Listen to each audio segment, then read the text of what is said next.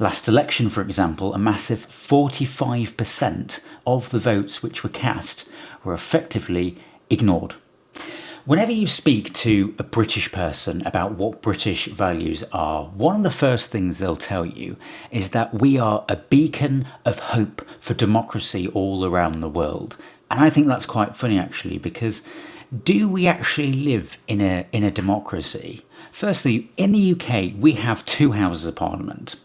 The main house is called the House of Commons, and these people are elected through the ballot. And this is where the illusion of democracy comes in. And this is because we have a voting system called the first past the post system. Now, this basically means that whoever gets the most votes in a particular area wins the seat. Now, that seems fair, right? Well, this system is fantastic for the two main parties because they actually get a larger share of representation in Parliament than what they actually earned through the ballot.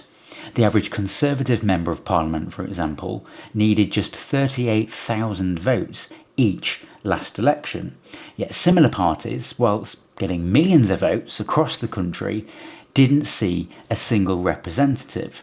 Last election, for example, a massive 45% of the votes which were cast were effectively ignored because of this voting system. This leaves a large proportion of the country with zero representation.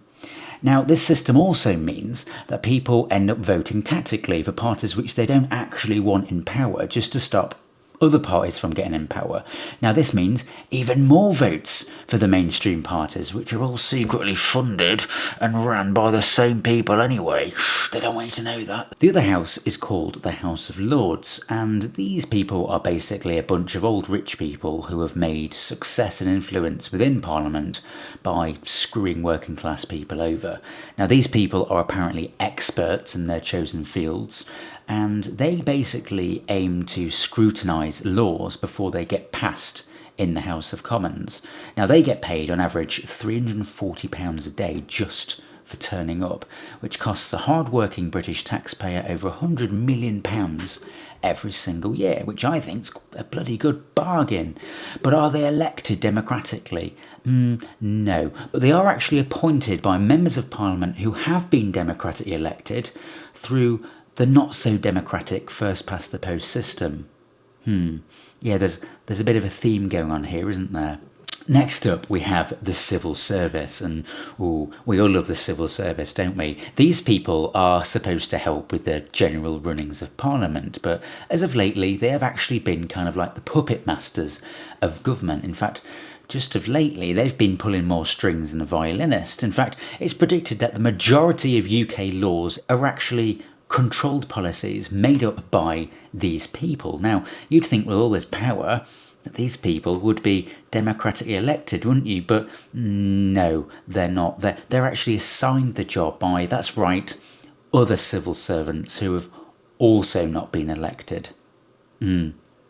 Democracy is looking great, isn't it? Then we have Rishi Sunak, our amazing Prime Minister, who's been in power now for over 185 days.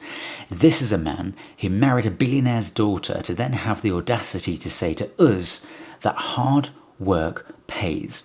Well, his hard work has doubled the number of people now living in poverty. It's increased inflation so high that even hard-working people struggle to buy food, and also landed our economy in recession, all with 0 votes to his name as Prime Minister. In fact, he was even rejected by his own party members. That's how not in power he should be. To be honest, this guy shouldn't even be allowed to run a corner shop. But it's all okay because Sir Keir Starmer is coming for the rescue. That's right, Keir Starmer, with the same exact policies as Rishi Sunak. He is going to fix the country. Oh no, sorry, we've just had news in. Yeah, Keir Starmer's going to renationalise the railways, so that's pretty much going to fix all our problems, isn't it? And to top all of that beautiful democracy off, we have an unelected king who has the power to overthrow the government at any time anyway. So do we live in a democracy?